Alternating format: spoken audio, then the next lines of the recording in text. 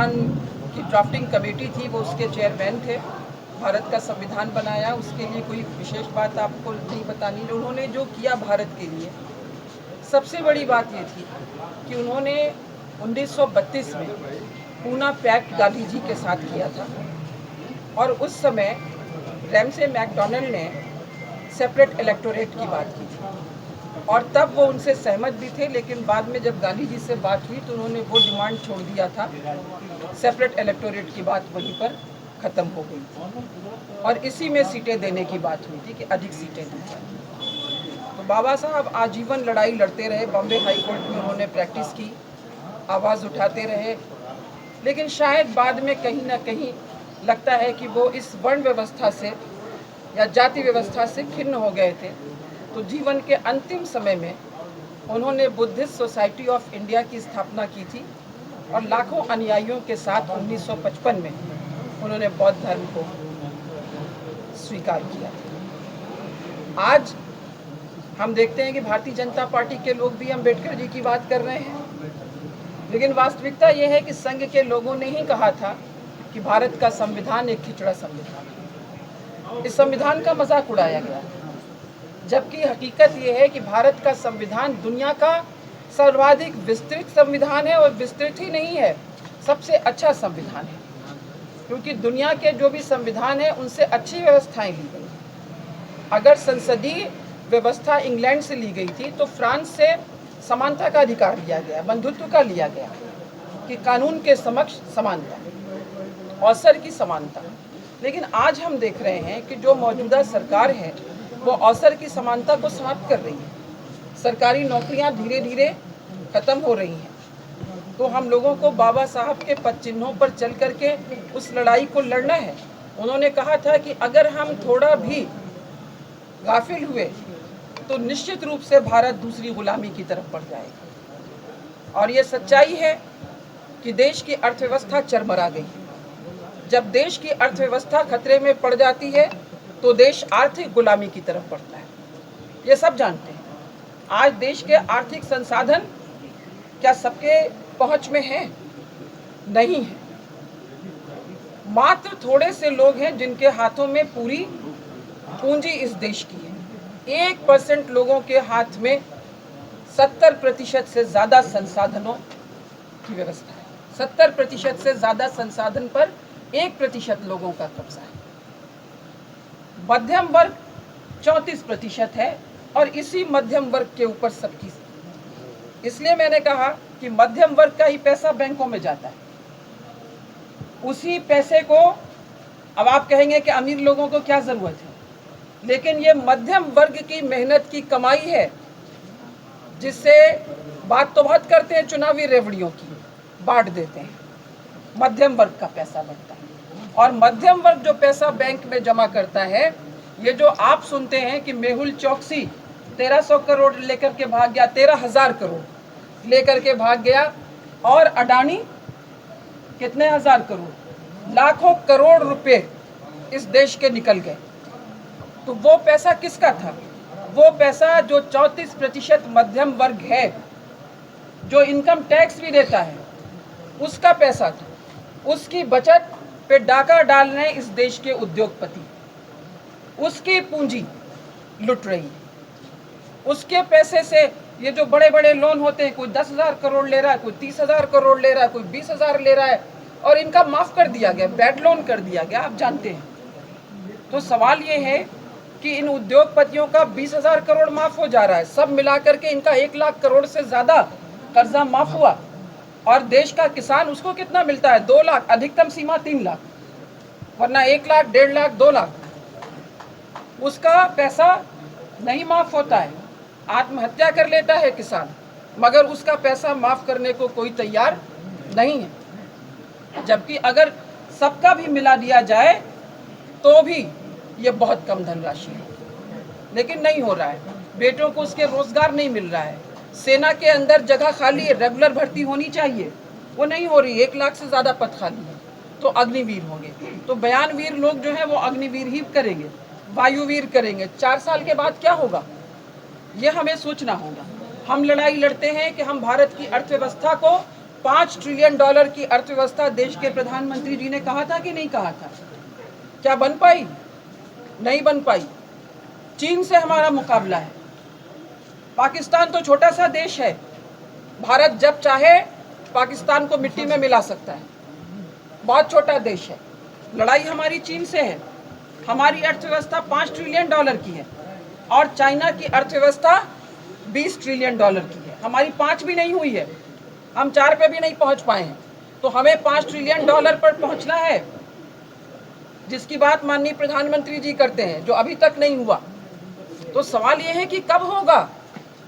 हमने उनकी सरकार के एक मंत्री का बयान पढ़ा, जो स्वयं को जो है निषाद राज का वंशज बताते हैं। कहते हैं कि मछुआ समाज को उसका अधिकार नहीं मिला। उनसे कोई पूछे कि 11 साल से भैया केंद्र में किसकी सरकार है, बता तो दे। 2014 से 2025 में किसकी सरकार है? 2017 से किसकी सरकार है?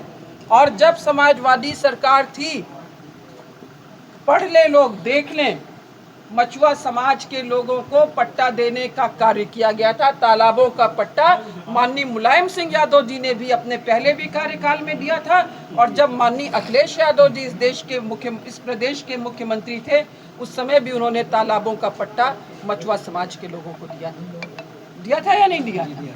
और आज वो कह रहे हैं, इसलिए कह रहे हैं कि उनको सिवाय अपने बेटे के कुछ और नजर नहीं आता है। तो इस तरह की बातें हो रही हैं। एक दूसरे मंत्री जी भी हैं, बिल्कुल, और उनके सहयोगी जो कद नाप रहे हैं बहुत से लोगों का।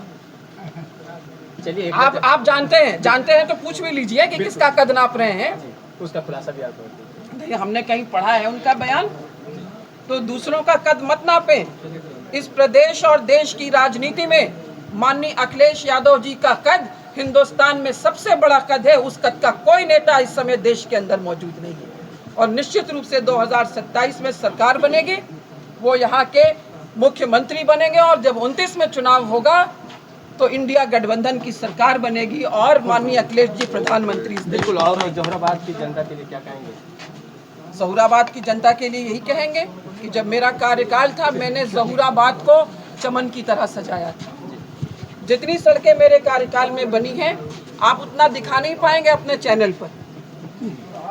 आप नहीं दिखा पाएंगे। कासमाबाद को तहसील बनाने का कार्य मैंने ही किया था। ये कासमाबाद का सब स्टेशन इतना बड़ा, वो भी मैंने बनवाया। और आपका ये आप अस्पताल था, आपका मऊ यूसुफपुर मार्ग पूरा इतना लंबा, सिद्धागर से लेकर के कटवा मोड़ तक की सड़क, और सीसी लाइनिंग नहर की, जो आपकी महेशपुर से होते हुए गांधीनगर तक, गांधीनगर से गंगोली तक पूरी, ये सारे कार्य थे। आज नहर में पानी नहीं चलता है, लोग उकले थापते हैं। लेकिन वजह क्या हो गया कि 12 के बाद आपका चर्चा है जौहराबाद में? 12 के बाद 12 के बाद क्यों? हम 12 से 17 तक यहाँ के विधायक रहे और काम किया हमने। उसके बाद जो 12 से 17 तक मैंने किया। अच्छा, तो उसके बाद हुआ क्या? तो बता दो ना कि जहूराबाद में 2017 के बाद एक सड़क बता दो, एक अस्पताल बता दो, एक सब स्टेशन बता दो, एक तहसील बता दो। हम तो कह रहे हैं हमने तहसील बना के छोड़ा था। अब जिसमें दम है वो जहूराबाद को जनपद बना करके दिखा दे, बड़ी लकीर खींच दे तो बात है। मैडम जी, बाकी की क्या बात है? मंत्री जी, पीडीए की रणनीति क्या रहेगी आगे? पीडीए की रणनीति है कि हमें समाज के जो आखिरी व्यक्ति पायदान पे खड़ा है उसकी भी लड़ाई लड़नी है और देश को प्रगति के पथ पर ले जाना है। ये लोग जो हर समय खुदाई कर रहे हैं, भाई कब्रों को खोद करके क्या मिलना है? जो लोग इतने पहले चले गए, कब्र खोद भी लोगे तो वहां सिवाय मिट्टी के कुछ मिलेगा क्या? मंत्री जी, इस समय जो नहीं, कुछ मिलेगा? कब्र खोदने पर सिवाय मिट्टी के कुछ मिलेगा? 300-400 साल पहले जो लोग चले गए, आप इतिहास का बोध रखिए, वो अच्छी बात है, लेकिन इतिहास के नाम के ऊपर विश्वमन हो, देश को बांट दिया जाए। आप बात कर रहे हैं कि नहीं कर रहे हैं? देश को सीधे सीधे बांटा जा रहा है। हिंदू मुस्लिम की राजनीति हो रही है, इसलिए हो रही है कि वो लोग, अर्थव्यवस्था खराब हो रही, इधर ध्यान नहीं जाए, तो ये ध्यान हटाने के लिए। मगर समाजवादी लोग इस देश की अर्थव्यवस्था पटरी पर आए, इसके लिए हम लोग लड़ेंगे। नौजवानों को उनका अधिकार मिले, इसके लिए लड़ेंगे। किसानों को उनका अधिकार मिले, किसान के दाम की लूट ना होने पाए, नहरों में पानी आए, दलितों का उत्पीड़न ना हो, महिलाओं को सम्मान मिले, इसके लिए लड़ाई लड़ेंगे हम लोग। हम तो रोज पढ़ते हैं, आपने देखा भी, आपने पढ़ा भी होगा कि बीएचयू में क्या हुआ था।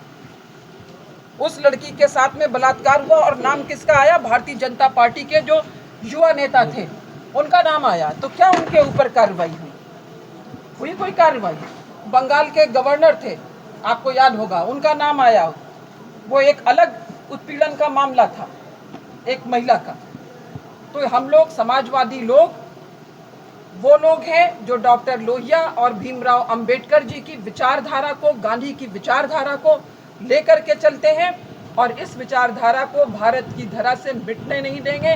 जब तक सूरज चांद रहेगा उस वक्त तक गांधी, लोहिया और डॉक्टर अंबेडकर प्रासंगिक थे, हैं और रहेंगे। इस विचार को कभी मिटने नहीं देंगे और यही समाजवादियों की सच्ची श्रद्धांजलि होगी। भारत रत्न मंत्री जी, इस समय जो प्रशासनिक व्यवस्थाएं चल रही हैं बदहाल रूप में जी, जहां पीड़ित को ही जेल भेजा जा रहा है, इस पर क्या विचार करना चाहेंगे आप? इस पर क्या विचार करेंगे? अंधेर नगरी है, चौपट राजा।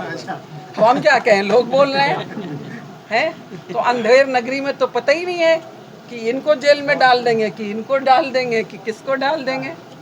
अच्छा, आप खुद बता रहे हैं, व्यवस्था लूट मची है, थाने बिक रहे हैं, नहरों में पानी कहाँ आ रहा है, किसानों को कहाँ मिल रहा है, आप बताएं। तो सवाल ये है कि कोई नया उद्योग लग नहीं रहा है, देश तबाह बर्बाद हो रहा है और इससे ध्यान हटाने के लिए हर समय हिंदू मुस्लिम की बात हो रही है। तो इससे क्या होगा? लोगों को समझना होगा कि हिंदू मुस्लिम में बांटने में किसी का नुकसान नहीं होगा, ये देश का नुकसान होगा। क्योंकि किसी ने कहा है, न समझोगे तो मिट जाओगे हिंदुस्तान वालों, न समझोगे तो मिट जाओगे हिंदुस्तान वालों, तुम्हारी दास्तां तक भी न होगी दास्तानों में।